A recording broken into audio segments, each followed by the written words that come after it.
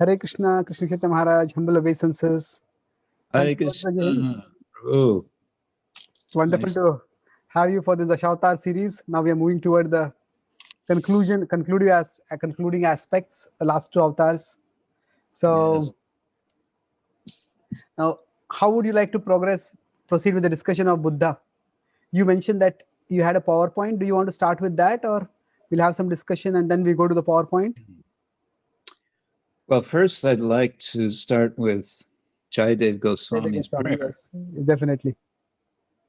And then after that, we could have a little general discussion maybe. And then what I have to share has to do with Chinese Buddhism and Vaishnavism. So take some journey like that. So we have Nindasi Yagyavidera Shuti Jatam Sadaya Hridaya Darshita Ashubhatam Keshavadrita Buddha Sharira Jaya Jagadisha Hare. And in one translation I have here, well, it's not really a translation, it's a summary.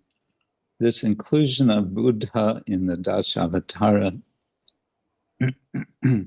indicates the inclusion of Buddhists into the Hindu fold. So it says here. Yeah, that was a topic which I was going to discuss also. It is suggested that Lord Buddha only discouraged excessive animal slaughter to appease the gods, to further one's own selfish motives, and did not look down upon other noble tenets of the Vedas. Buddha can be shown with karuna drishti. That means, in the book I'm reading from, it's about the Gita Govinda, and it's one thing it's discussing is the different gestures in dance which were used in performing the Gita Govinda. So here it's mentioning karuna drishti, or viewing with compassion. Oh, okay. So that Buddha manifests that karuna drishti of Vishnu, of Krishna. Here in particular, it's associated with Buddha. Yes, of course. Because in Dashavatara, so I was saying that in that sense, the Lord has that karuna drishti, so that karuna drishti is especially manifested in Buddha, of the divine. That's yes, we may see it like that. So then, just maybe look at the translation. Indasi yagya vidher ahashuti jatam. So he criticized the yogic sacrifices that were being performed in the name of Shrutis, or that are arisen from the Shrutis. Sadaya Hridaya Darshita Pashughatam. So he, because of his compassionate heart, what is it, Karuna Drishti, he Darshita Pashughatam, that killing of animal that he saw, he stopped that. He stopped the Yagya Vidhi, which was involving animal killing. And that is the Lord who manifested Keshavadhrita Buddha Sharira. This can also be an expression of sadness. He felt sadness to see this, what was happening with the animals. And therefore, he stopped. I'm just now checking. I meant to check before, but I wanted to check Lagu Bhagavatamrita, what Srila Rupa Goswami says about the Buddha. One moment. 90.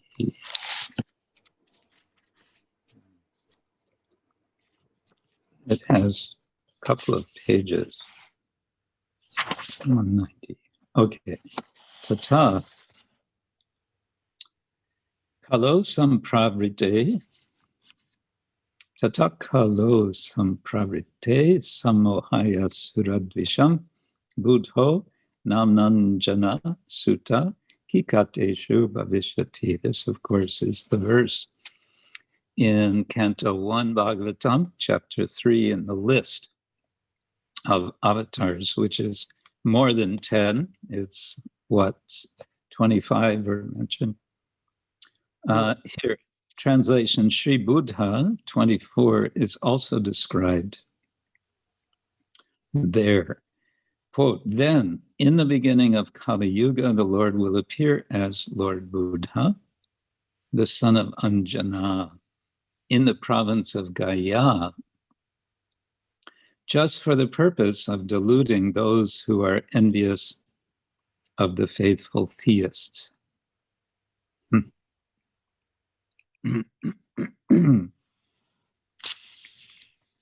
And it goes on to say, before he had actually appeared.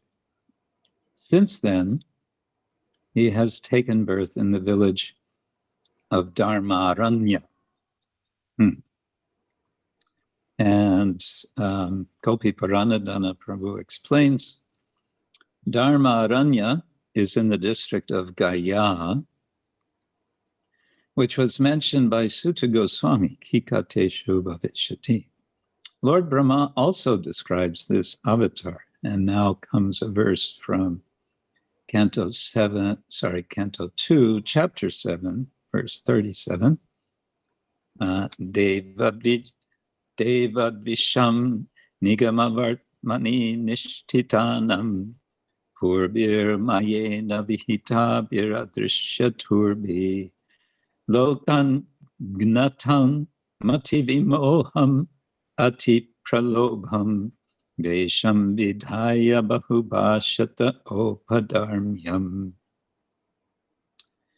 When the atheists, after being well-versed in the Vedic scientific knowledge, annihilated inhabitants of different planets, flying unseen in the sky on well-built rockets prepared by the great scientist Maya, the Lord will bewilder their minds by dressing himself attractively as Buddha and will preach on sub-religious principles, Opadharmya.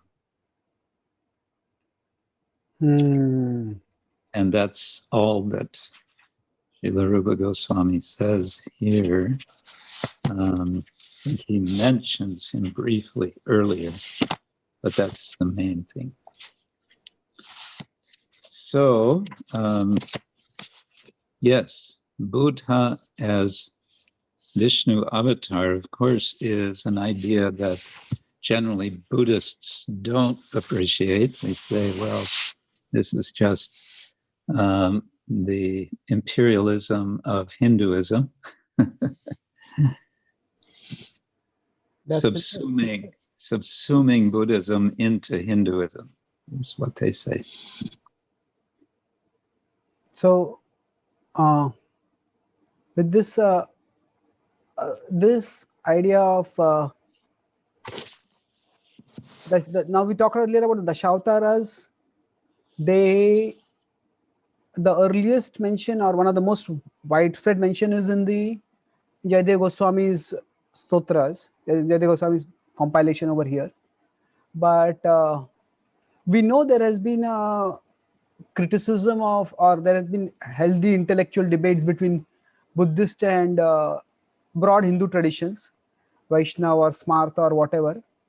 So do we have any idea of whether earlier also Buddha was considered an avatar, or is in the literature that we have it becomes manifested only in the Dashavataras?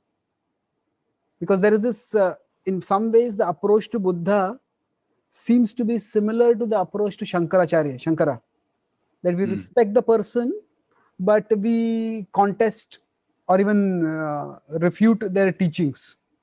Yeah.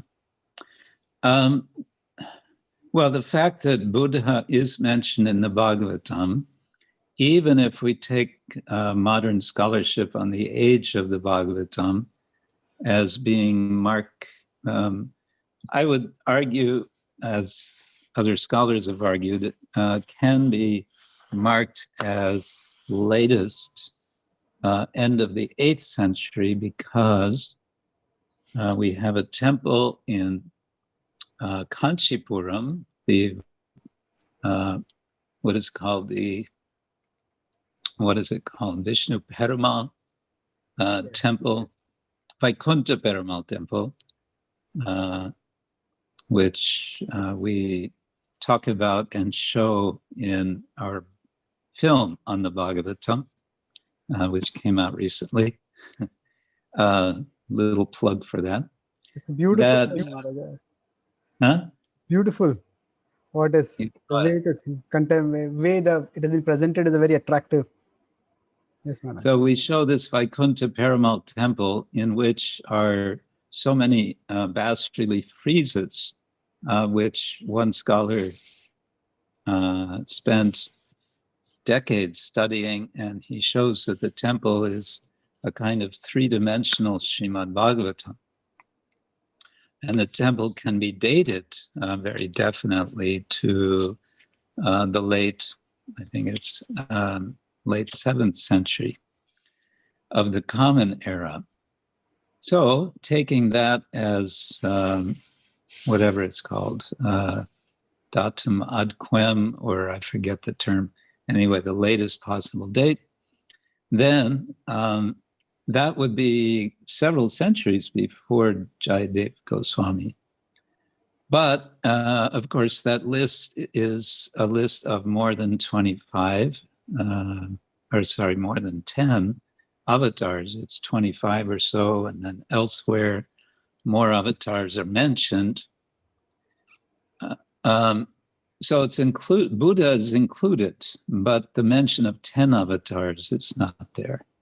To my knowledge, and I that's my limited knowledge, is that Jayadev Goswami is the person who identifies 10 specific 10 avatars in his Dashavatara Stotra. So in this Vaikuntha Perumal temple also, is Buddha mentioned there also? I believe he's also there, yeah. Okay. When we say mentioned, we mean, is there something depicted? Depicted, yes. Yeah. That's fascinating.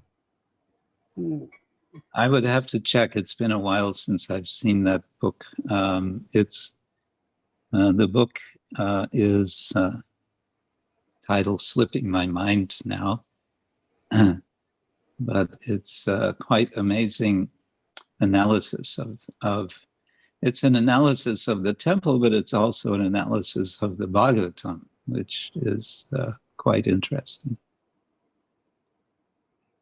Oh, yes, Maharaj. So, regarding Buddha, apart from the fact that there is the statement in the Bhagavatam, there seems to be a significant amount of divergence in the description of his activities as depicted in the Bhagavatam or in the Vaishnava tradition, and as depicted in Buddhist history in general. Yes. According to Shripad Bhakti Pragyan Keshav Goswami, the sannyas guru of Srila Prabhupada and his senior godbrother, these are two different Buddhas. He argues that the Buddha of the Bhagavatam is not the Buddha of history that is known by the Buddhists. I don't know what arguments he gives, but that's apparently his claim, that they are the reason you get two different descriptions is because they are two different persons or two different appearances or what have you. Yeah. Interesting. But there's also the contention I have read. I mean, broadly speaking, scholars of Buddhism accept that there was an historical figure who came to be known as the Buddha, and they debate over when exactly he appeared. Was it the year 480 BCE, or was it 500 something? And they write books about that. But I've read one scholarly book which questions whether any person that came to be known as the Buddha ever existed. Oh, that's almost like, say, that the historicity of Jesus. There was a big debate in the Christian tradition. So now, at least in the mainstream, it seems to say that Jesus was there historically, but exactly what all he did is open to question. The Right. miracles can never be verified. Yeah. That way, I think even Krishna's historicity is largely accepted by mainstream scholars now. While it was maybe a few decades ago, it was widely debated, but with the findings in Dwarka and other places. So, yes, ma'am. So, how means I don't think Prabhupada has categorically differentiated between the two Buddhas. No, Prabhupada never mentions that. Yeah. But no, that was not his concern. He was, especially because he was not generally preaching in countries, in places dominated by Buddhism. Of course, Buddhism has come to the West, but it was not the predominant religion. And also, the form of Buddhism that has become prominent in the West is quite distant from Buddhism as it was practiced traditionally. Well, as soon as he said the form of Buddhism, one has to ask which. Okay, that's also true. Because when I was studying in California, one course I had, there was one practicing Buddhist lady, and we were chatting, and she mentioned that she said here in the greater San Francisco area, what's called the Bay Area, there are about 5 million population. She said there are 300 different Buddhist groups. That's just in the San Francisco area. So, but yes, there is a general term that is common now to speak of Western Buddhism or American Buddhism. And there are histories of how Buddhism has come to the West, how it's been Americanized, how it's been transformed, and so on.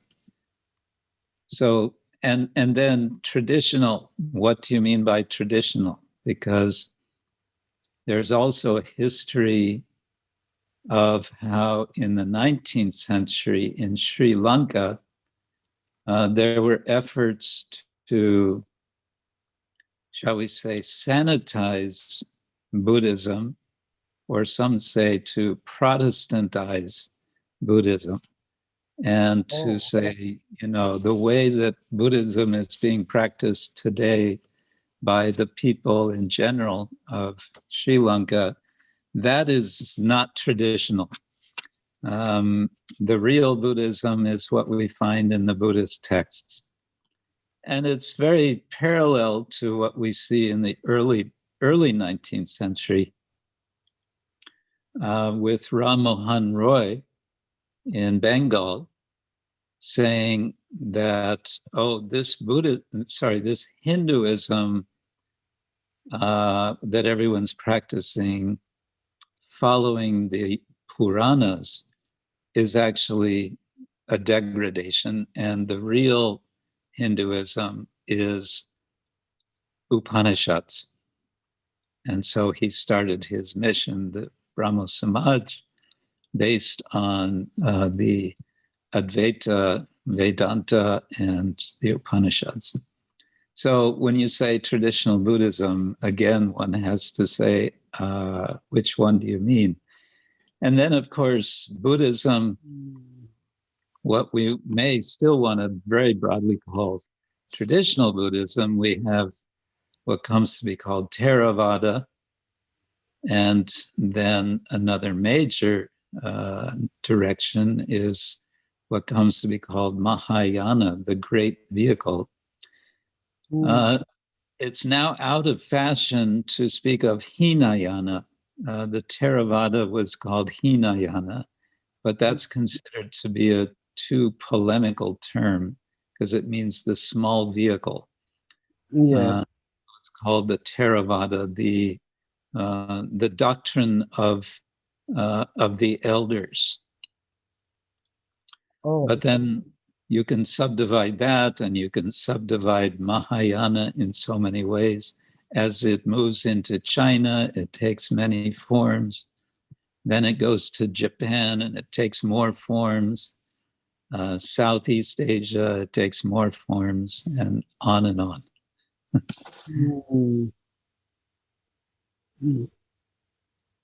But so broadly, when I made the statement, the point you were mentioning that Prabhupada didn't speak so much in the Buddhist countries. So the point I was making that there was no need for like a serious intellectual engagement with the Buddhist teachings or with even Buddha's personality for Srila Prabhupada's discourse in his audience. So even if whatever be the level of whatever be the kind of Buddhism that is practiced, it was significantly non-metaphysical. It is more of pragmatic or utilitarian kind of Buddhism.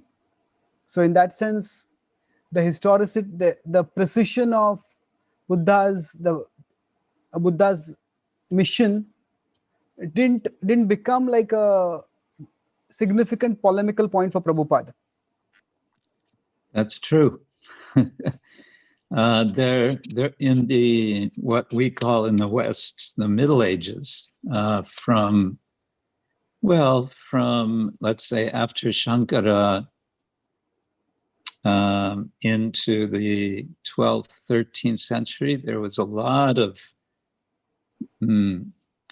intellectual back and forth between the different darshanas, Nyaya, especially Nyaya, and Vedanta, of course, Sankhya, and different Buddhists. So there's a very strong scholarship of Buddhist philosophy from that period, which is going on in the present day, because much of it is considered to be very, very rich. And I haven't myself gotten into that. It's sort of like a bottomless pit. You go into these philosophical arguments that go back and forth, basically arguing from the Buddhist side, Kshanikavada, the idea that there is nothing but momentary experience. And we project onto momentary experience a sense of continuity. That's kind of the essential idea, which is then tied or is rooted in the argument of anatmavada, the idea that there is no self, no soul, which of course Krishna in the very beginning of chapter 2 Bhagavad Gita is very strongly arguing against. Na jayate mriyate va kadachim nayam bhutva utva bhavitava nabhuya ajo nitya shashvato yang purano nahanyate hanyamane sharire, and so on. There is a self, Atma, and there was never a time when it did not exist, nor will there be a time in the future that it does not exist. And based on that argument, he's urging Arjuna to fight and not to be concerned that he may be somehow actually killing his relatives. He's saying, no, you're not killing them. They will be getting new bodies. Don't worry.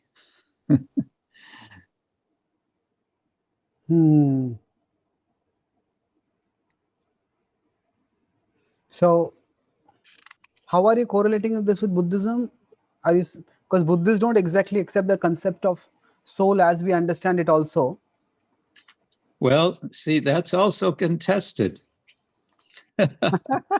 Sorry to say, we in our tradition, you know, as we argue against other traditions, we tend to simplify those other traditions.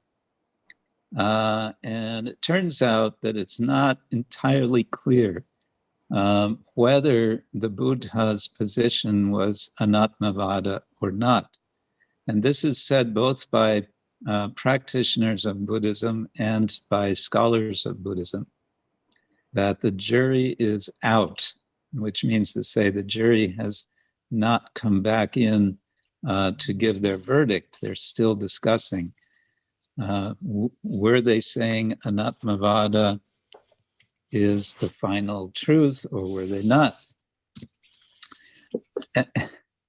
And I found an interesting passage in the Dhammapada, which is one of the more famous of the vast collection of Buddhist scriptures from the Pali, what's called the Pali Canon. Yes. And in this, which Dhammapada, which is considered a collection of sayings, presumably from the Buddha, there's a chapter 26, called The Brahmana. And it's giving kind of description of what is a real Brahman. And it says, for example, the one meditating, free of dirt, quietly sitting, tasks done, free of intoxicants, who has obtained the goal supreme, that one I call a Brahmana. By day glows the sun, at night shines the moon. In war array the monarch glows. Meditating, a Brahmana glows. But all day and night the Buddha glows in splendor. A Brahmana would not attack a Brahmana or let loose wrath upon him. Shame on one who strikes a Brahmana, and greater shame on one who lets loose wrath upon him. So we sometimes understand, the Buddhists, they were condemning Brahmanism. But this last verse that I read is saying, shame on the one who would attack a Brahmana. No, the Brahmins are to be respected, but it goes on at some length to describe what are the qualifications of a Brahmana. Another example, like water on a lotus petal, like a mustard seed on the point of an awl, which is a iron for shaping tools and so on. Who is not smeared or affected with sensualities, that one I call a Brahmana. Oh, this water on a lotus lotus leaf is very striking to our traditions. Padma Patram Ivambasa, Bhagavata says. Right. Yeah. So, there's some overlap. And of course, in Bhagavad Gita, there's some interesting, I would say, allusions to Buddhism. Verse 39 of chapter 2, Eshateya bihita sankye buddhi yoge trimam trinu buddhya yukto yaya parta karma bantang rahasi. Thus far I have described this knowledge to you through analytical study. Now listen as I explain it in terms of working without fruit of result. O son of Pritha, when you act in such knowledge, you can free yourself from the bondage of work. I had thought of maybe 270, 271, 72 as 72 as a little bit more Buddhist thing. But how does this relate with Buddhism? Just the word buddhi is there. Okay. And where does the idea, see, what we call in English Buddhism is in Sanskrit generally called Bodhavada, right? Bodhavada, okay. But what is that word? Where is it coming from? It's coming from Bodh, which means to awaken. And Buddhi, of course, means or we take it often as intelligence. It can mean discernment, can mean reasoning also. And so this becomes the idea in Buddhism. The Buddha is the awakened one. But yes, you mentioned verse 72, Brahma Nirvanam Richati. And that comes again in the 5th chapter 2 or 3 times. The idea of nirvana is very much associated with Buddhism as their final goal, at least in Theravada, to reach nirvana, which means, literally, it means extinguishment, nirvat, a blowing out. But if you look a little into, what the Buddhists say, they don't always take it as that. They say, no, it's a much deeper understanding. And it's an understanding which, again, doesn't necessarily mean the annihilation of Atma, of the self. But it's ambiguous. It's very ambiguous in Buddhism because, as I see it, what they're arguing is to question and to keep questioning and to keep questioning whatever it is you are thinking is the self. They're saying you have to keep questioning that. Oh, okay. So in a sense, kind of constant deconstruction, but it's not necessarily ending in no self. And I would suggest the reason to doubt that they really, even if they say there's no self, is their very strong emphasis in Buddhist ethics on karuna, on compassion. Why should there be a concern of compassion if there's ultimately no self? that's fascinating. Okay. No, but how is karuna related with self or suffering? Suffering is like the first fundamental truth of Buddhism, dukkha. Recognition of cause of dukkha as trishna, thirst, or hankering.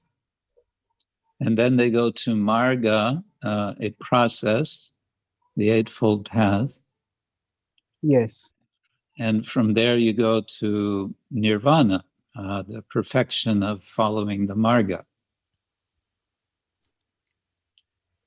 Anyway, it's to me a question, how is it that karuna is so prominent if we simply say it's necessary to remove dukkha? One has to question why Why be concerned to remove dukkha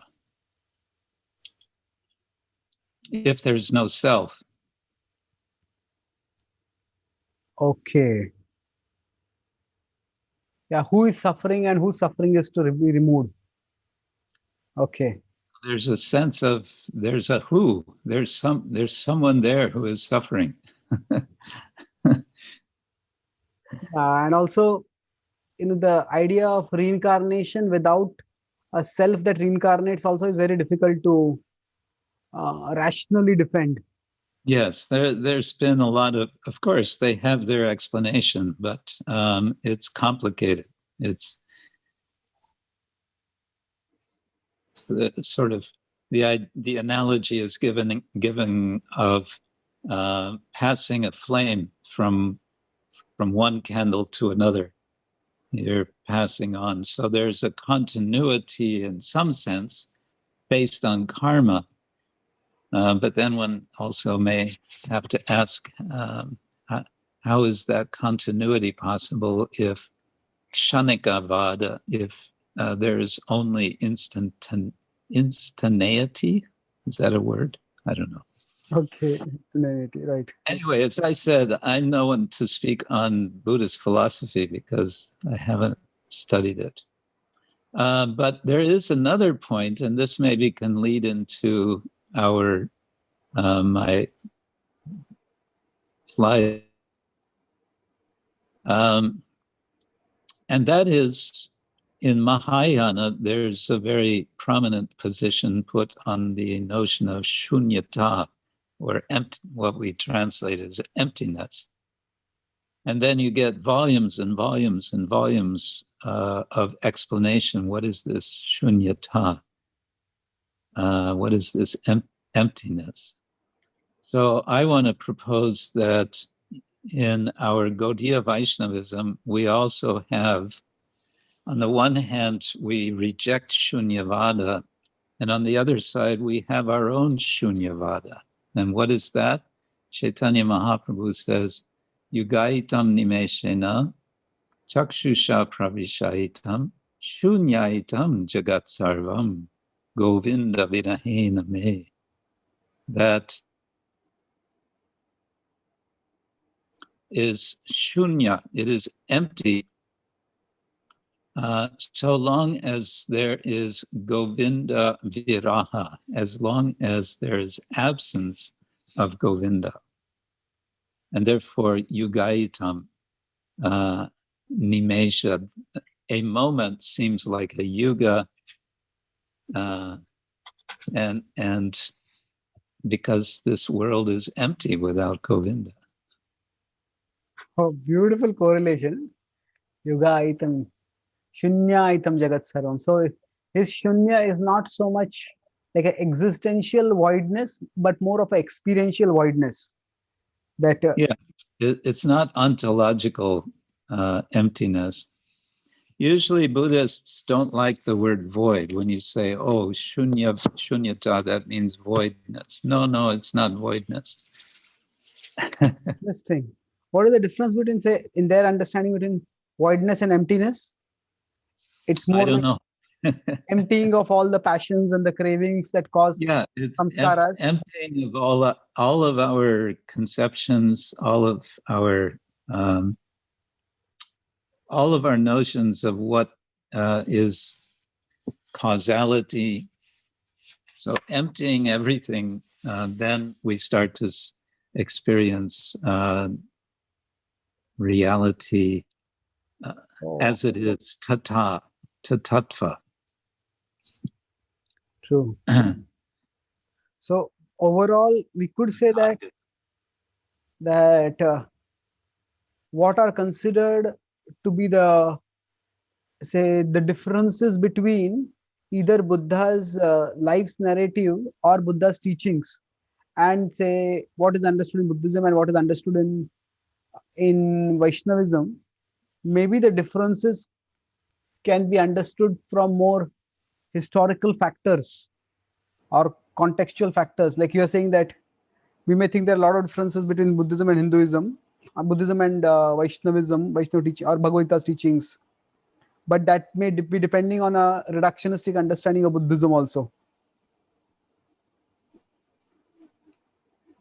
They like that. What I want to suggest is, a general concern that I have is how can we, as Vaishnavas, engage in mature and mutually enriching communication, dialogue with practitioners of other traditions, where the aim is not to simply defeat and, put down others' traditions, but rather to appreciate them, to find nuggets of value in them, and similarly to share our nuggets of value.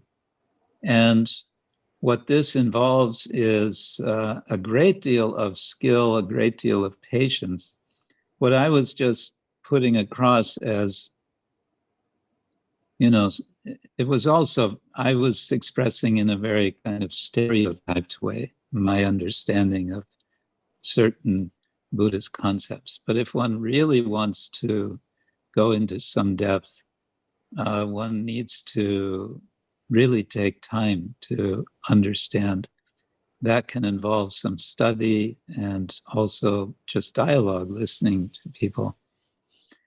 One reason I say that is because I spend time in the Far East. I visit, I haven't been able to now for almost 2 years because of the pandemic. But as I'm sure you know, Buddhism is quite prominent in the Far East. It's especially prominent in Taiwan. And one time when I was visiting Taiwan, it struck me as I was visiting one very beautiful Buddhist temple. I thought, how wonderful. Krishna is so kind. He has taken the form of Buddha for these people. The people of these places, these countries, worship the Lord. And one can see when people come into the temple, their gestures, their spirit of devotion. They have some devotion for the Buddha. And however much, whatever, motivation we may think is there, whatever it is, we can appreciate the devotion as well. And that doesn't even have to be, it doesn't have to be a patronizing appreciation, like, oh yes, they also have some devotion, but we have the real thing. This is a very, I would say, radically different approach than what might be used in a proselytizing mission.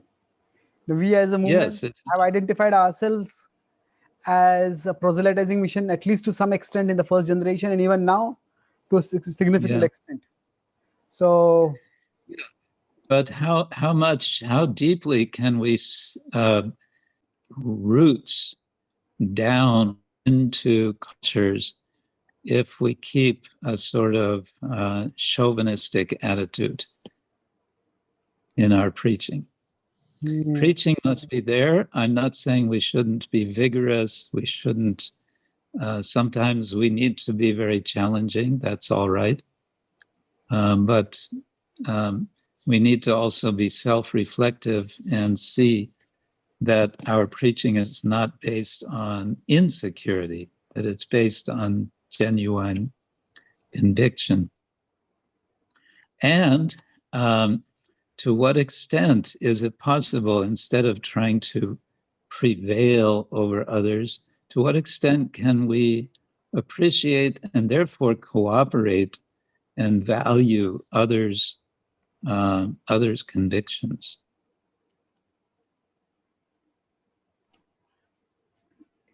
one criticism I've heard of this approach is that then if we focus so much on valuing and appreciating others, then what is the need to at all preach also then? What is the need to proselytize? You can just keep appreciating each other wherever they are. Of course, I don't agree with that, but I'm just taking a devil's advocate over here. So Yeah. we see there is in our tradition also, there is always, like you said, there was a healthy intellectual discourse and even debate. So, but it was it patronizing in the past in the traditions, or we say that now it's a multicultural world, so we need to adapt ourselves? Let's see where to start. But appreciating others does not mean one cannot share one's own convictions, but one's own convictions, to be real convictions, how they maintain themselves as real convictions involves a Beautiful. process of ongoing nourishment of those convictions. And nourishment is not simply a matter of polemically arguing to prevail over others. As I'm sure you know, there are 3 levels, according to Nyaya philosophy, there are 3 levels of debate. So if we want to debate, that's fine, but let's keep it on the level of Vada and not degenerate to the level of Jalpa or Vitanda. Where Vada, the definition of Vada in Nyaya is an honest pursuit of the truth. Whereas Jalpa is characterized by simply wanting to defeat your opponent, is characterized by insulting. Okay. One is simply exchanges insults. I love Okay. this point that now that you speak it, it is evident, but the way you articulated it, that maintaining our convictions, the process of that is not simply trying to impose our conviction on others, but it is actually, say, we interact with others, we appreciate their convictions, and still we reinforce our own convictions. So the polemical approach is, that's why you said it arises from fear or insecurity rather than from a deep conviction. Okay. It can be the case. It's often the case that polemic is based on insecurity rather than conviction. But also, you said you used the word reinforce, which is a kind of image of construction. But I wanted to have other images like gardening. You are cultivating, and also enriching. The idea of enriching one's conviction by appreciating others. Anyway, that's a bigger topic. I give a seminar sometimes on what I call dialogical Vaishnavism. I may have mentioned in another one of our discussions, where I'm trying to help devotees to see how we can, in thoughtful ways, interact with people of other religious traditions in ways that are beneficial and growing to everyone, without simply trying to convert others. Maybe we should go to my slideshow for this presentation I made some years ago in University of Renmin. Yes, Maharaj, certainly. This is University of Renmin in Beijing in China. I was invited by a professor of Buddhism who's also a practicing Buddhist to give. And this is also based on an article which I've written, which Krishna willing, or Buddha willing, is going to be published very soon in Chinese in a book in which I'm a book on the Bhagavad Gita, but discussing other traditions. Oh, okay. It's being published by Yunnan University Press. So this is a presentation that I gave in Beijing about 5 years ago, and I just pulled it up and dusted it off. I gave at one university in a class a course on Buddhist thought, Buddhist philosophy, and what I'm doing here is attempting to make a comparison. And the comparison is on the one side with a particular Buddhist missionary of the 5th and 6th century. His name in Sanskrit is Bodhidharma. And he had a huge influence. He's originally from India, and he was originally from a Hindu Brahmin background, and he converted, so to say, to Buddhism. And then he went to China, to South China, and he's become a major figure in Chinese Buddhism. Let's do the next slide.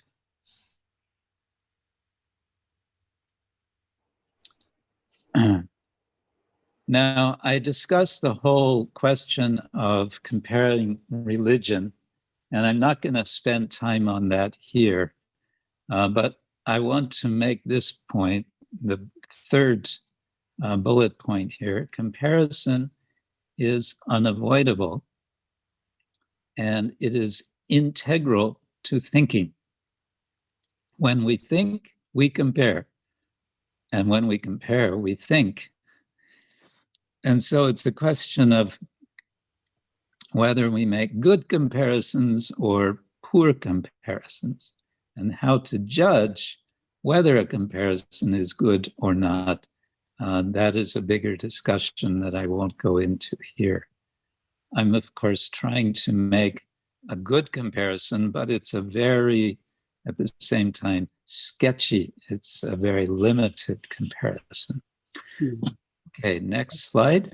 Yes, I think was it Aristotle or someone who said that metaphors are the essence of thinking. So what you're saying is comparison is vital. Yeah. Yes, yes. So I'm touching some more on issues of comparison here. I call it methods and madness. Okay.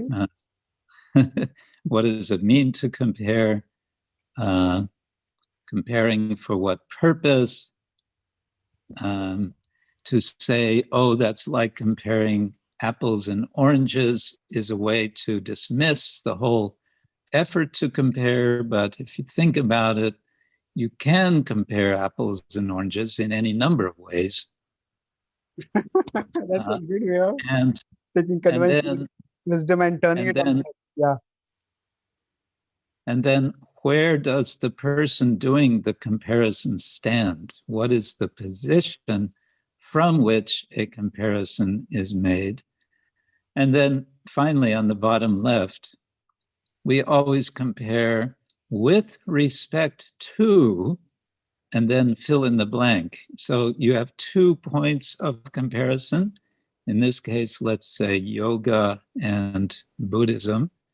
And you're doing a comparison, not exactly just with each other. Rather, you are comparing to third object or principle or abstract concept. So that's something, of course, we could say more about, but let's keep going. So here I'm just giving some context for what I'm trying to do with this comparison. There is in China a huge interest in yoga. There are yoga studios in all the cities of China. And also in the academic sphere, there's a growing interest in what's called contemplative studies. The study of meditation, the study of contemplation. It's very interesting, actually. And then if we think of the wider context of how much conflict there is in the world, then the question of resolving conflict brings in the value of making comparison for the sake of resolving conflict. Okay, next slide. Yeah, so here I'm just explaining something which I studied as part of my own research for my doctoral research, which I found very helpful. This was a comparative religious ideas project that took place over 3 or 4 years at Boston University, which produced 3 volumes of quite in-depth analysis of the whole prospect of comparison, involving some 20 scholars, both specialists in particular religious traditions and also generalists in philosophy and philosophy of religion. And I'll just jump now to the bottom because the middle idea is a little more difficult. The bottom, viewing with parallax.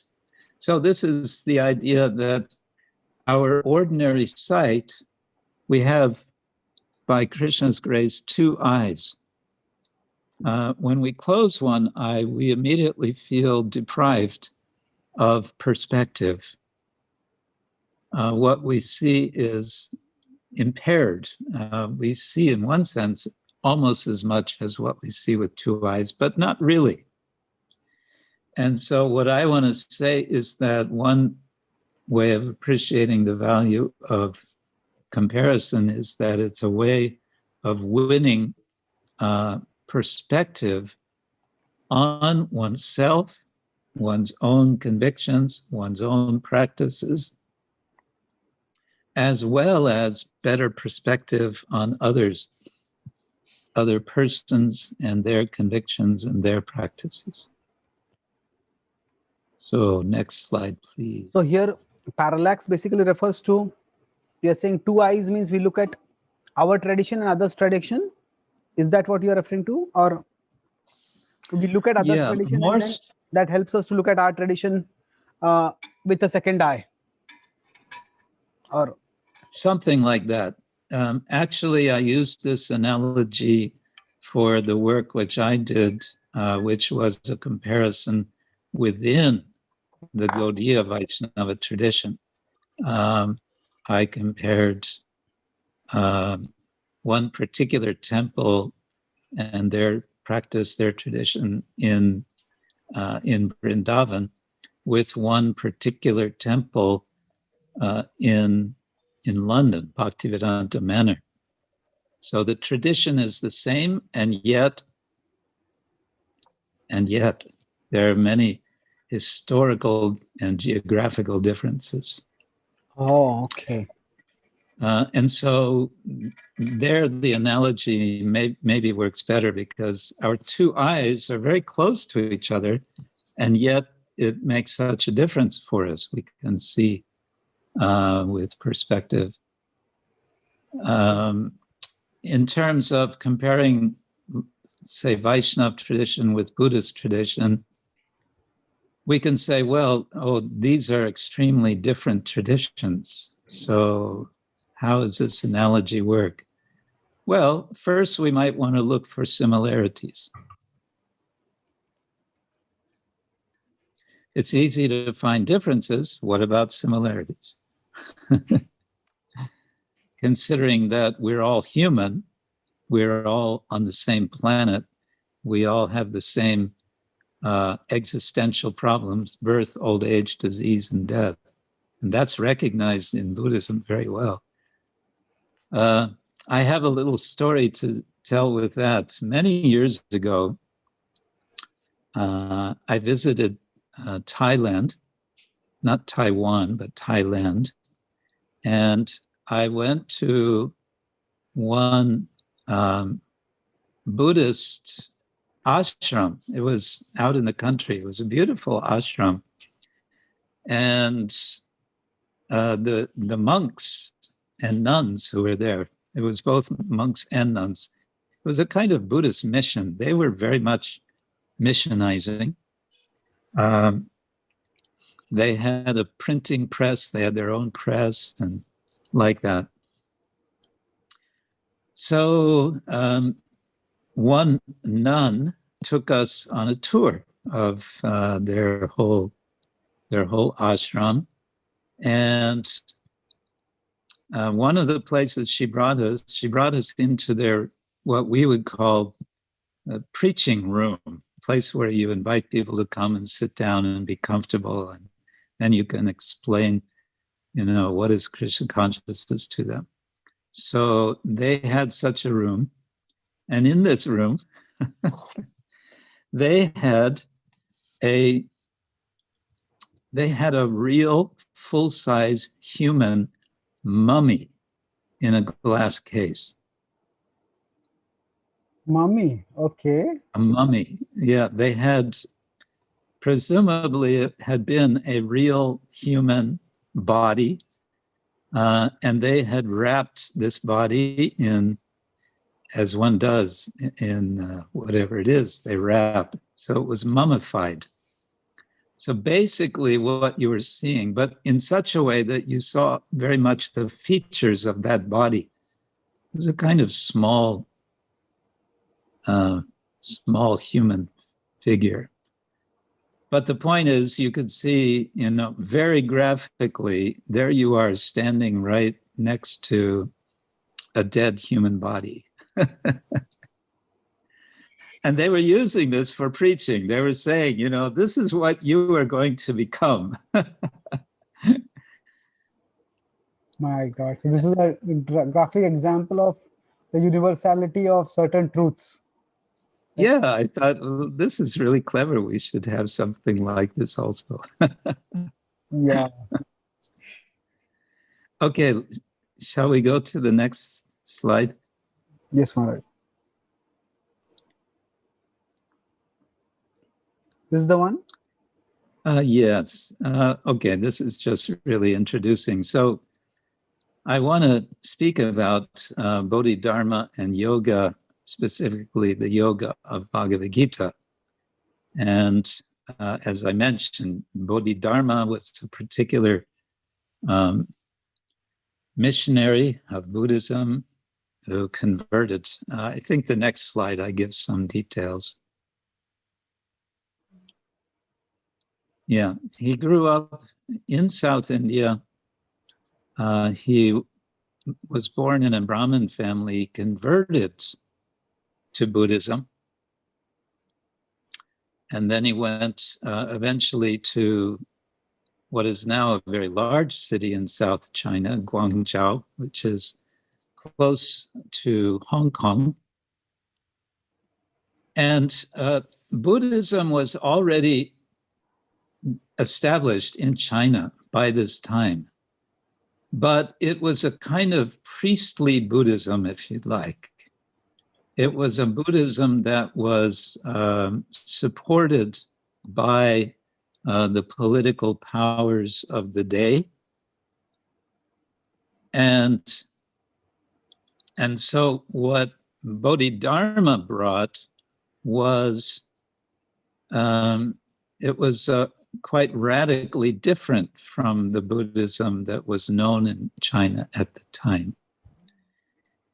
So Bodhidharma becomes known eventually as what's called the first patriarch. I don't know what the Chinese or the Pali or the Sanskrit of first patriarch would be, of Chan Buddhism. Now, the word Chan is derived quite directly from the Sanskrit dhyana, and dhyana means meditation.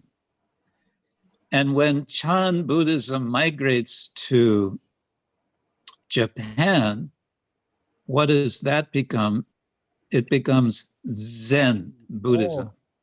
Amazing. Dhyan, Chan, Zen. Right. Okay. So basically, it's meditational Buddhism, and it's a kind of Buddhism which is not interested in the externals that had developed by that time of Buddhism in China. Okay.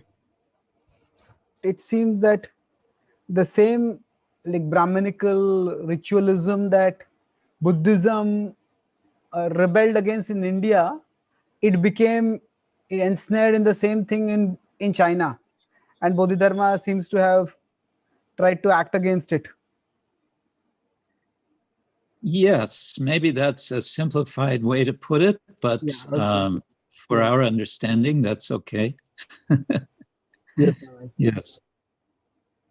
So, now, there's a story because Bodhidharma died and was buried in South China. I think it's in South China. There's a monument. There's a, I don't know. In any case, he died in South China. And then there was a story that he was seen 3 years after his death. He was seen walking in southwestern China. Okay. This seems to be like the resurrection. And he was asked. He was on his way to India. The story is, he was on his way back to India. And the story is that the person who saw him stopped him and asked him, and I guess he recognized, because he had become very famous, "Hey, aren't you Bodhidharma?"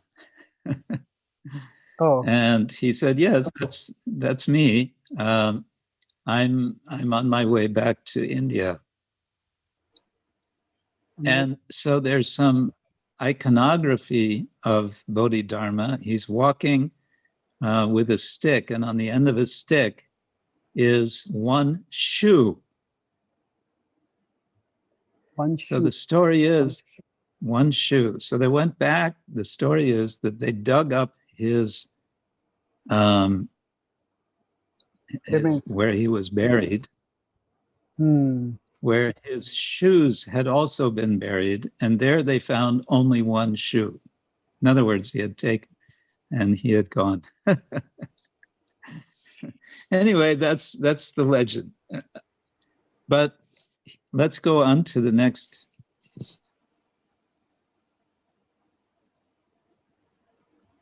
Okay, this is the Chinese, the original it's the first of 4 statements, which is of Bodhidharma. It's called Outline of Practice. And this whole book consists of 4 statements, and this is one of them in Chinese. So when I presented this, I gave it to the Chinese students. They could read this directly. I didn't need to translate it and then translate back into Mandarin. Okay, let's have the next slide. So this is an outline of this first statement that Bodhidharma makes. The general term for it is called requiting injury or suffering injustice. So in his statement, he's acknowledging one's past karma, and he's saying that this is the cause of suffering. And he's also saying that there is no one else to blame for my suffering. And he is advising, because this is about practice of Chan Buddhism, he's advising that one should not hold any resentment nor any complaining. And he says in conclusion, thus one is yoked with principle, according to the translation that I found for it. And of course, the word yoked in Sanskrit is yukta, which comes from the word yoga. So here we see perhaps some points that a Vaishnava has no problem with. Let's go to the next slide. Here you see, by the way, the iconography, the image of Bodhidharma with the shoe on the back of his stick. Amazing. This is it's very similar to Bhagavad Gita 13:8 to 12, where Krishna talks about the symptoms of knowledge, acknowledging suffering, and then Janma mrityu jara vyadhi dukkha doshana darshanam. But he's also giving cause as oneself, not to blame others. Yeah. So then I go on from what I've just read, that first statement, to point out from Bhagavad Gita, what I'm saying is a similar advice from Bhagavad Gita 2:14 about mental equanimity, toleration of the dualities of heat, cold, happiness, and distress. And then from chapter 6, which is called Dhyana Yoga, and I make this point that dhyana is the Sanskrit from which comes Chan,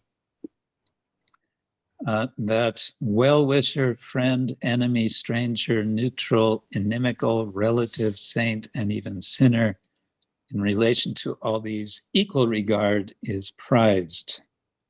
Oh, That I took sort of my own translation there. that's beautiful. And we then we can equal go, regard is prized. Okay. Yeah. Then that's the second statement in the original. And the next slide. So he makes these points. Sentient beings lack a self and are all whirled around by conditions and karma. Suffering and joy are to be equally accepted, for both arise from conditions. What does lack And of then, self mean? well, this is the issue, right? So then I found that there is, I found two translations in English of Bodhidharma's statements, and one of the two translations is by someone who is called Red Pine, and he gave this translation: as mortals, we are ruled by conditions, not by ourselves. Notice that translation is not denying the self. It's simply saying that we are ruled by conditions rather than by ourselves. And that, I would suggest, we can agree with. For the conditioned soul, we are ruled by conditions, not by ourselves.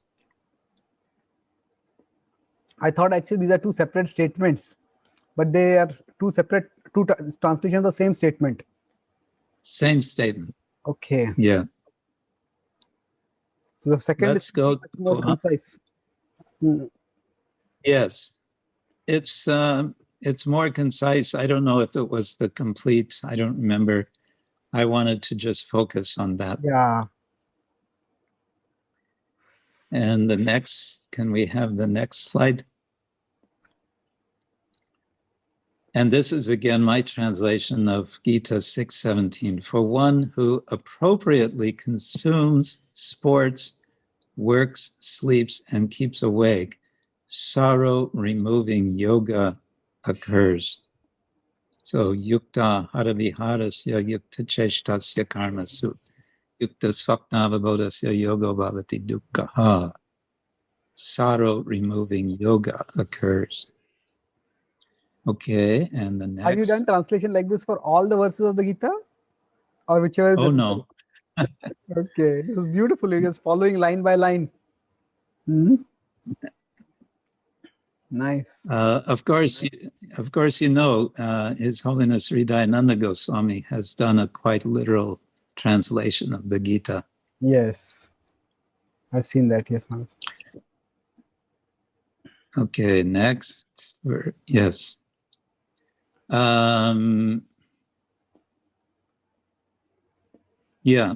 This is still the second practice. He says, unmoved by the winds of joy, one is mysteriously in accordance with the path. Another translation, those who remain unmoved by the wind of joy silently follow the path.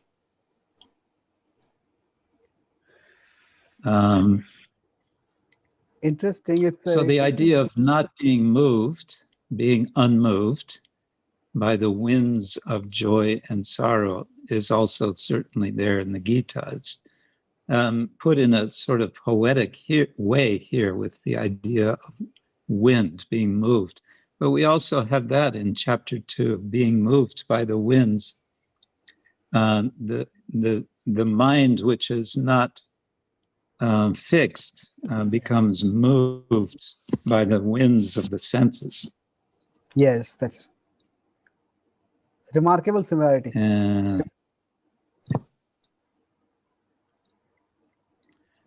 And because in that, what we just saw, there's the idea of mysterious. So then I called attention to this reference, Rahasyam Uttamam, which Krishna gives in chapter 4, that this is the highest or ultimate secret, this teaching of yoga.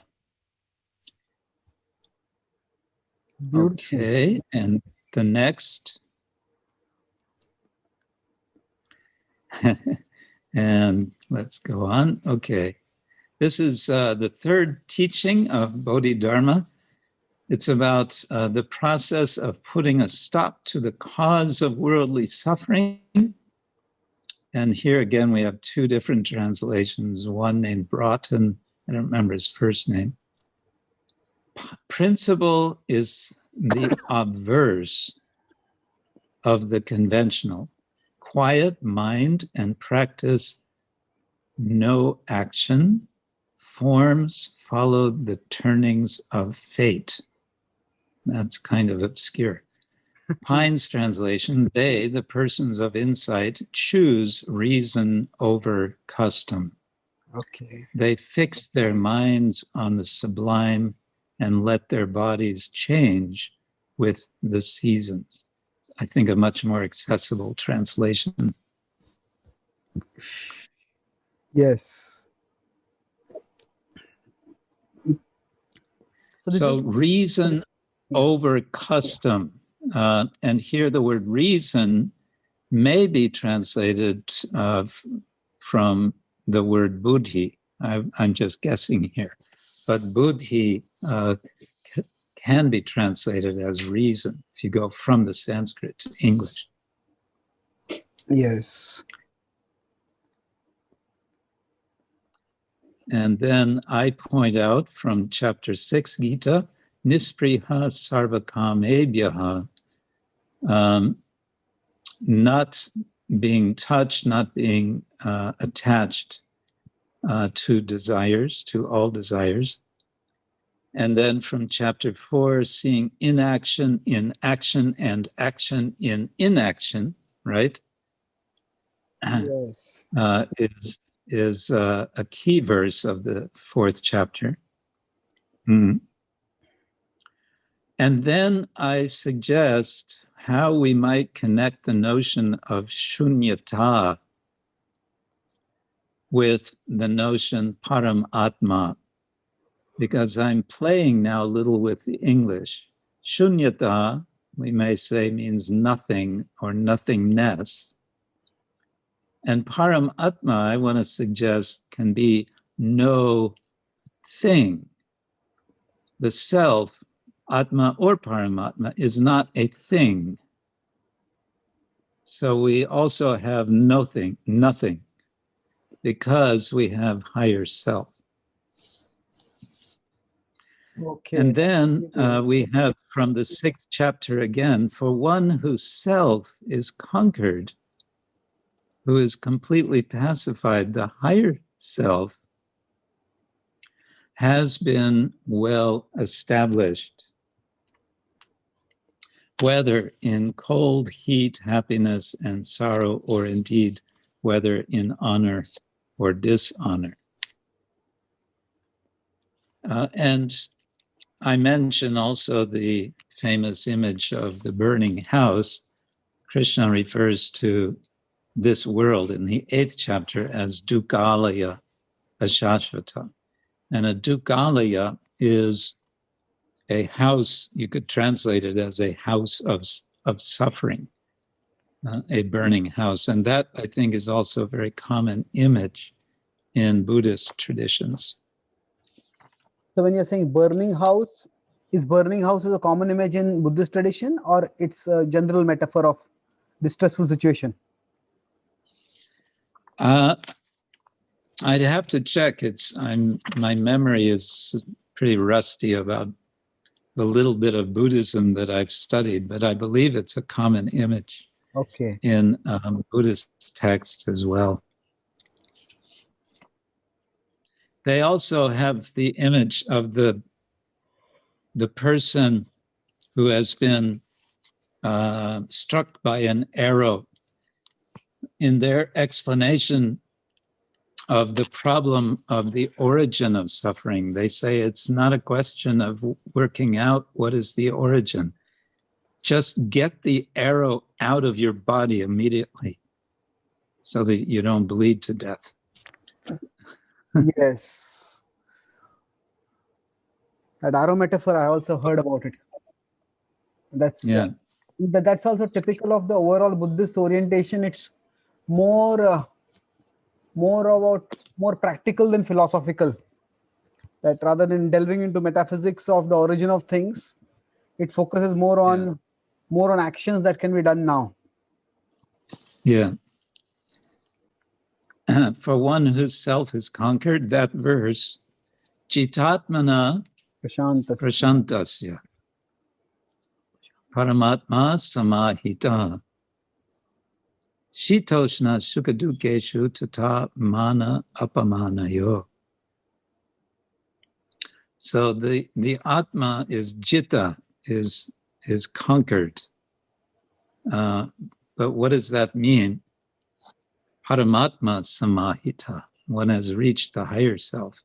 So I'm, in a gentle way, I'm introducing this to the people in China. Okay, next. Okay. Nice. Mm-hmm. This is the 4th, and here I gave, I think, the whole translation. As to the 4th, the practice of according with Dharma, the principle of intrinsic purity is viewed as Dharma. According to this principle, all characteristics are void, without defilement and without attachment, without this and that.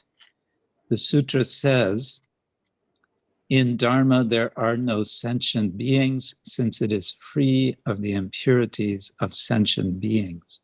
In Dharma, there is no self, because it is free of the impurities of self. The one of insight who is able to believe in and understand this principle should practice according to Dharma. So, okay. First of all, there's a significant difference in the notion of Dharma. What is Dharma in Buddhist tradition? We could take this as a point of departure for argument, but let's see what my comments were in the next slide.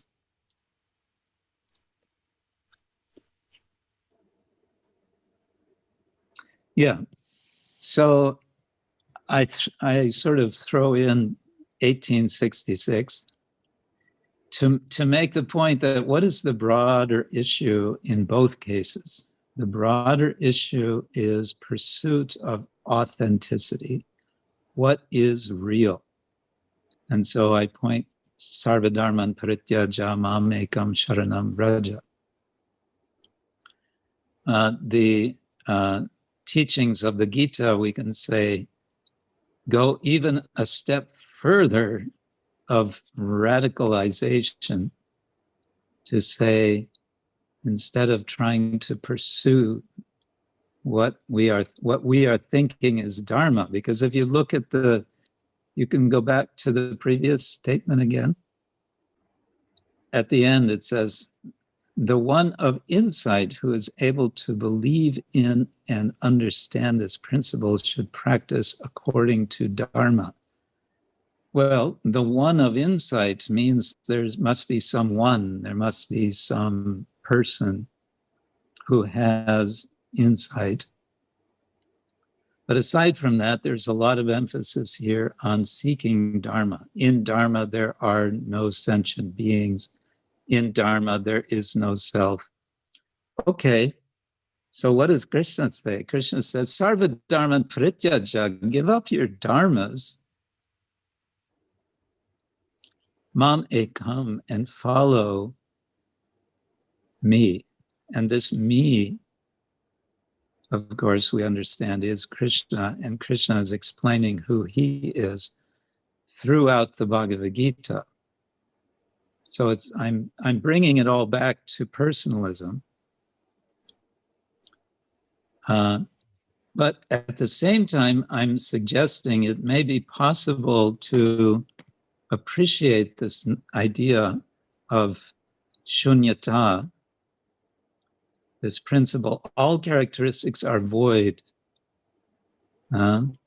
So in the context of the Gita, sarva dharman parityaja, all these dharmas, give them up. They have no substance. They are void. Mam ekam, and just come to the one real substance. Okay, we can go back then. So here I just do a bit of summarizing. We have in Buddhist texts the term Dharma, and I point out that in the Bhagavad Gita, Dharma is also a matter of concern, and ultimately it's about setting aside all of our limited notions of what is Dharma. Then the term Buddha and Buddhi, of course, is there, very prominent in Buddhist texts. Buddhi Yoga we have in Bhagavad Gita. The term Nirvana is there in Buddhist texts. We have it also in the context of self-perfection in Bhagavad Gita, Brahma Nirvana, and the term prajna is prominent in Buddhist texts for wisdom. So we have also in the Gita stita prajna tadochate.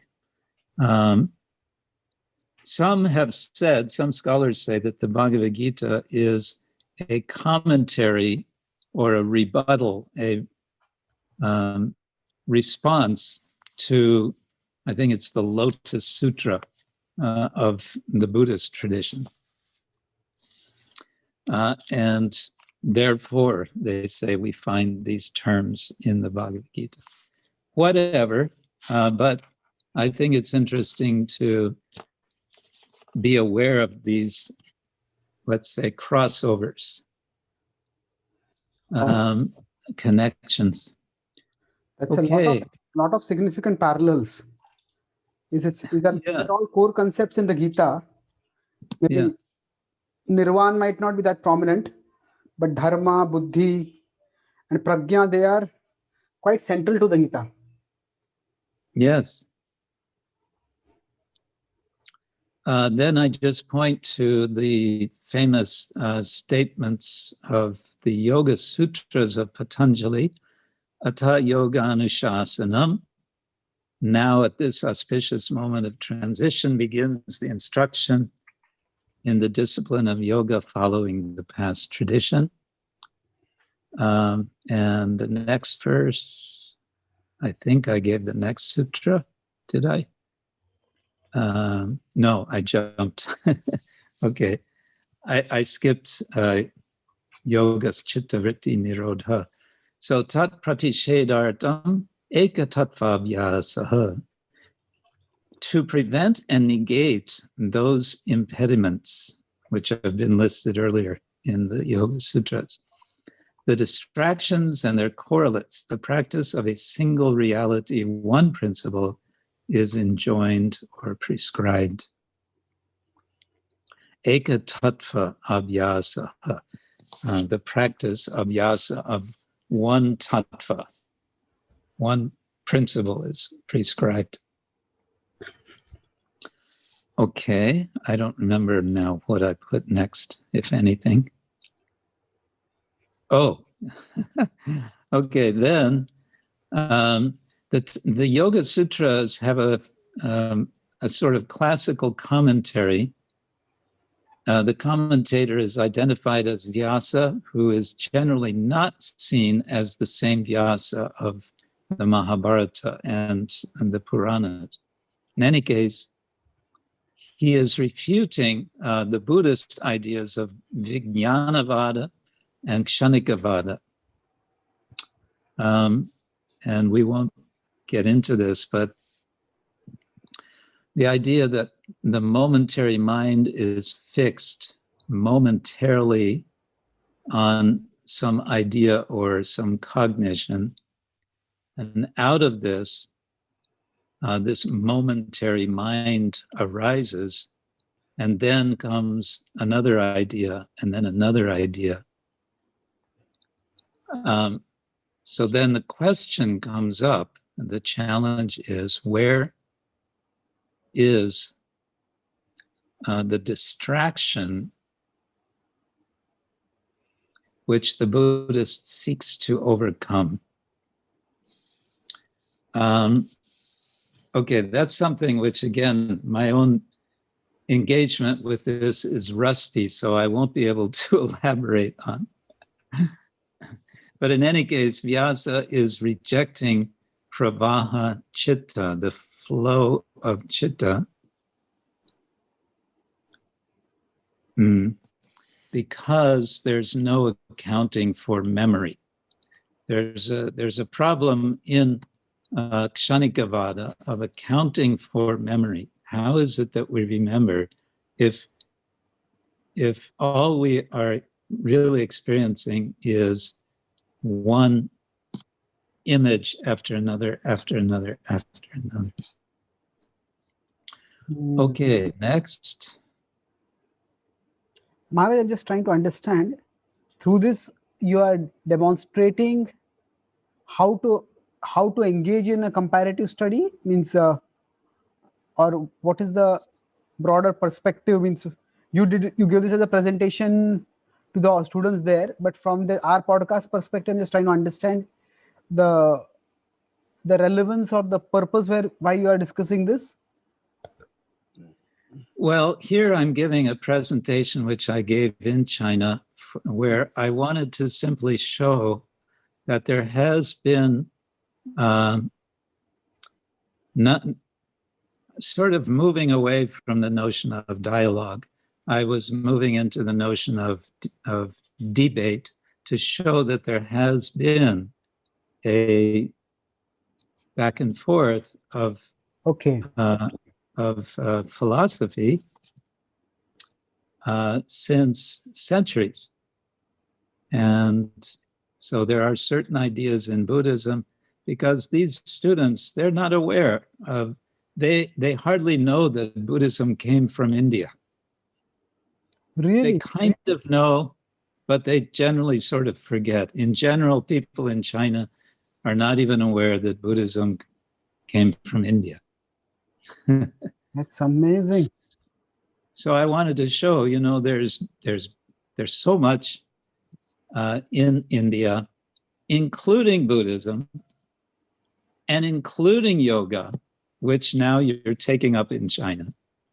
And there's been discussions over centuries on these subjects. So, but going back to comparison, and I don't know if we're taking too much time for this, but anyway.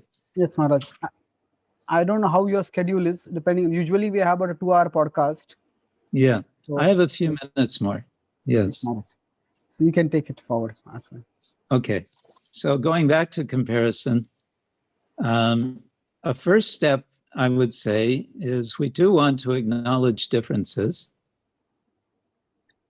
We don't want to artificially say everything is the same. To make everything sort of into a facile, artificial or superficial sameness it doesn't help anyone. So we want to recognize differences.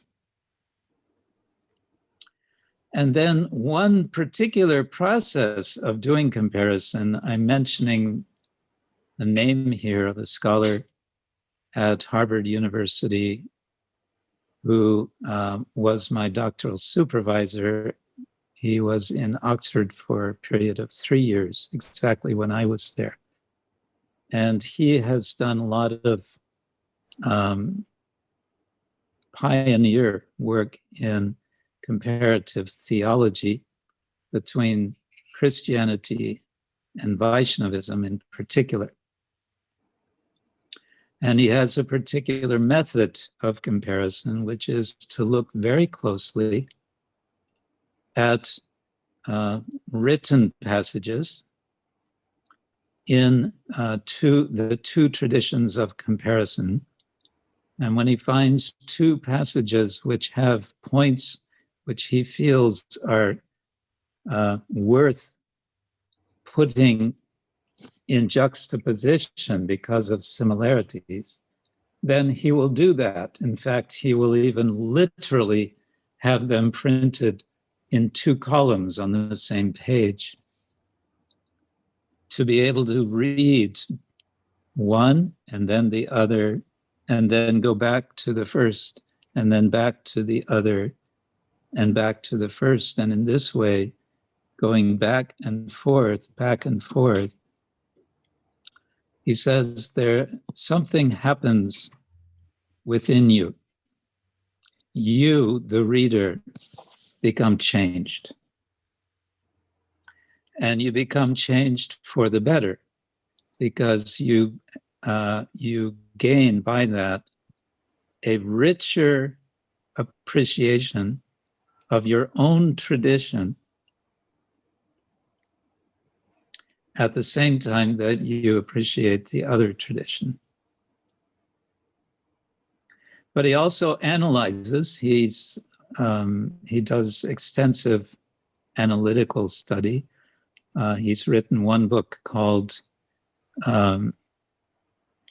Hindu God, Christian God, and there's a subtitle, which I don't remember, in which he does very careful theological analysis of Christian and Hindu articulations of what is the nature of God, just as we have in Jiva Goswami's Shatsandarbha's systematic theology. So he brings together and he tries to see how can we compare on the platform of reasoning. He says he wants to particularly emphasize reasoning, theological reasoning, in order to do that kind of comparison.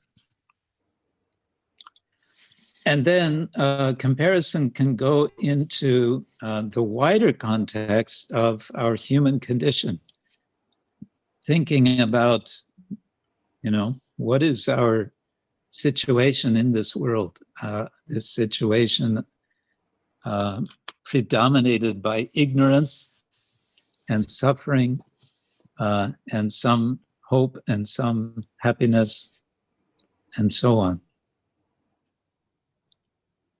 And then having a culture of comparison where we may find points of convergence, which is to say, not sameness, but complementarity. Complementarity, where one idea, one practice, one artistic expression can somehow or other complement our own vision as an expanding vision of the ultimate reality.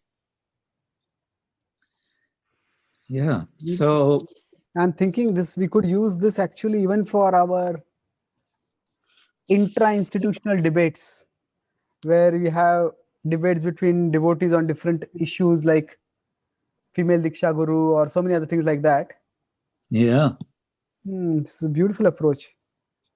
If Francis Clooney's that Hindu God, Christian God, I have read that book. It's quite you have. It's a very technical book in a sense. Among the various books of academic it's authors. Serious scholarship. Most devotees don't have an idea what is the level of thinking, of care that can go into analysis like this. Yes, Maharaj. These are very deep points. Actually, I have talked about, you have some more slides to show, Maharaj? I have discussed about interfaith with... I don't remember if I have more slides. I have discussed with Anuttama Prabhu about interfaith and the purpose, but the principles that you are giving over here are very deep. So that idea of first avoiding simplistic oneness, all these 4 points are very practical for us to avoid. At the same time, on one side an exclusivist attitude, and other side of also relativist attitude. Both. Yeah. This is I would say that even within India, where there are various strands of Vedic thought available or manifest, we have different forms of worship of the devatas and different ideas going on. Sometimes there is a very dismissive approach towards other traditions or other ways of worshipping, other ways of conceiving. So I feel this could give a lot of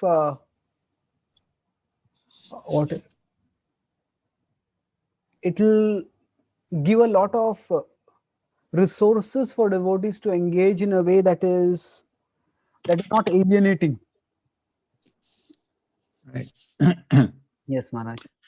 It involves developing a certain culture, which is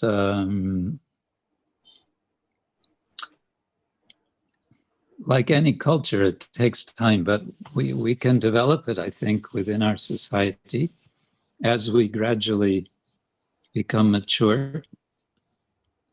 And that's the purpose of the little seminar that I do called Dialogical Vaishnavism, to try to provoke devotees or encourage devotees to think, to get this culture and then to be able to participate with others in such a culture, to bring others into such a culture, if you like. Is the seminar available online or it's... We'd have to look. I think it's been recorded, but the audio has not been very well done, unfortunately. Oh, okay. The last I gave in Mayapur, and they have video camera, but I think the audio was not very good. Oh, okay. So maybe that's something that we can do after we finish the 10 avatars. Yes, ma'am, that could be a wonderful thing. So, broadly speaking, I think more than getting into the specifics of Buddha's either historicity or pastimes, the approach that which you took was actually more relevant for us in today's world, because as compared to say the other avatars, we don't have there is no distinct tradition that has come from the various avatars. And yes, of course there is Ram Bhakti, but then there is no major conflict. There is sometimes a little bit, but otherwise Ram and Krishna are understood the same person. So I feel that what you shared was very, you could say, like Buddha focuses more on a pragmatic approach than a philosophical approach. So you showed how we could approach philosophy in a more pragmatic way, where where we can have constructive engagement with other traditions. Yes, Maharaj. Should I try to summarize, or you would like to add a few things? I would just suggest for whenever things in India become, back to some sort of normal, devotees like to go on pilgrimage. This may sound kind of surprising, but I suggest very few devotees go to Bodh Gaya. There's Gaya and there's Bodh Gaya. And Gaya is a place of pilgrimage for Gaudiya Vaishnavas, because that's where Chaitanya Mahaprabhu Right, yes. Had this hugely transformative experience. And very close to Gaya is Bodh Gaya. And Bodh Gaya is a major center of Buddhism for Buddhists all over the world. When you go there, you will see, it's very interesting, you'll see from so many different countries they come. And when I visited there, I was very impressed with how nicely, how clean they're keeping the whole area around the main temple. There are also many ashrams there, like Tibetan Buddhist ashram, and I don't know, from Taiwan, this and that. And it's just actually a very nice atmosphere. And you can get a little feel for, the living Buddhist tradition today in what I would say is a very uplifting way. You can go to what is considered to be a descendant of the Bodhi tree, under which the Buddha is said to have sat when he had his enlightenment. And that would just be a suggestion to do a pilgrimage there. Yeah, otherwise, that's all I have. Okay, Maharaj. I think this is, going to fill. You said that many non-Indians, the Chinese, don't know much about Buddhism coming from India. But I think in the devotee community, while we acknowledge that Buddhism came from India, but the sanctity of the places associated with Buddha, like Bodh Gaya, that is not so much highlighted. Actually, when I started doing my Western outreach and started studying Western perceptions of India, that's when it struck me that for many people who come from the West to India, those are spiritual seekers. Bodh Gaya is a prominent place of pilgrimage for them. Yes. Yeah. So yeah. Interesting. Yes, Maharaj. So I think today was a little different, non-conventional or different kind of podcast we had. So I hope I didn't depart too much from your usual. that's perfectly fine. I mean, it was good because our ultimate purpose is to share some resources for contemplation and action for devotees through this podcast discussions.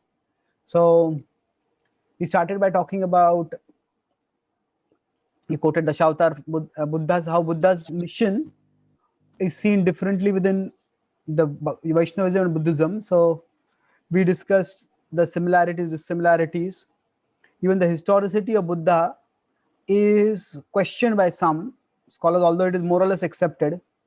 And while Bhakti Pragyan Maharaj talks about the Bhagavatam Buddha and the Buddhism Buddha being two different beings, Prabhupada doesn't mention Pragyan Keshava. Bhakti Pragyan Keshava Maharaj, yeah. So Prabhupada does not make that difference. And then you made this point that what are seen as differences. So 2 points that struck me, that when I said that the Buddhism in the West is quite different from traditional Buddhism. So I think you used a Buddhist deconstructionist approach toward my statement. So you said that there are several hundred expressions of Buddhism just in the Bay Area, several hundred Buddhist groups in the Bay Area. So American Buddhism itself, American or Western Buddhism itself, is a huge, diverse thing. And similarly, traditional Buddhism also is quite diverse, because there is the main characterization of Theravada and Mahayana, but from there so many more diverse expressions have also come up.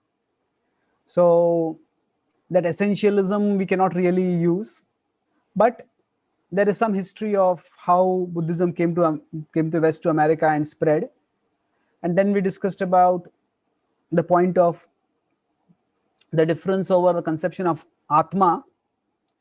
In the Anatma, we mentioned that Anatmavad is also not necessarily accepted by, there are many both scholars of Buddhism and practitioners, teachers of Buddhism, who say that Buddha didn't really endorse Anatmavad. So it was more of a process of it's more like they say it is not clear. Yes. So it's overall, I think you made this point that it's more of a attitude of deconstruction, which does not necessarily arrive at one conclusion, any one categorical conclusion. Attitude of continuous questioning. And then when we discussed about how we engage with Buddhism, because Buddhism is a active tradition in today's world, both in the West as well as in India, and then you are also doing your teaching in China, where it is quite prominent. So rather than having our interactions originate from insecurity, so they need to arise from conviction. And the way to preserve our conviction is not so much by imposing it on others, not by Vitanda or Jalpa, but by Vada, by what is Samvad, or by just Vada. Vada, okay. Vada is, by Vada. So Samvada means dialogue. Dialogue, yeah. So Samvad is respectful or honest search for truth. And Jalpa is just the focus is defeating the opponent, and Vitanda is almost insulting, not just defeating, but even deriding or insulting.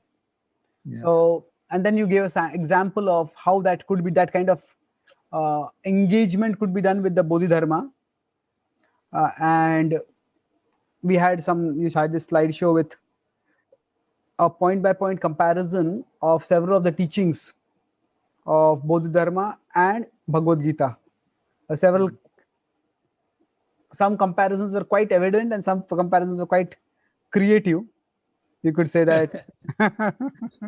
So, of course, there are very standard striking terms like Pragya, Sthita Pragya, and Nirvana and Brahma Nirvana, and Buddhi and Buddhi Yoga, and then Dharma itself.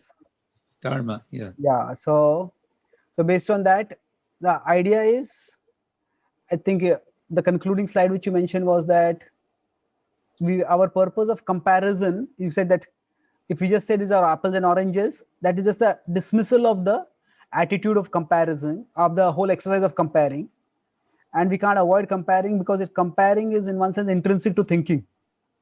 So we avoid simplistic sameness.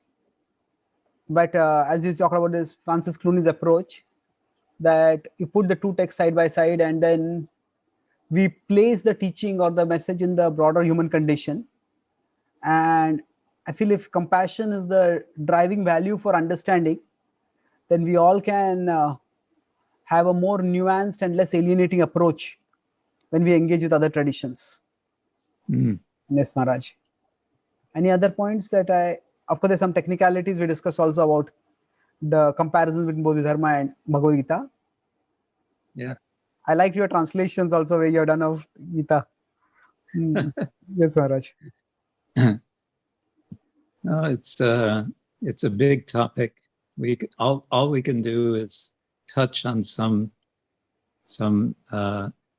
points of possible, further exploration. Yes. You also mentioned the parallax metaphor, which was quite good for understanding, for getting a clearer vision of things. Yes, Maharaj. Thank you very much. This has been I would say personally for me, I learned a lot more about both about Buddhism and about how to bring about parallels. Actually, I had read about Buddhism but I had not read specifically about Bodhidharma so much.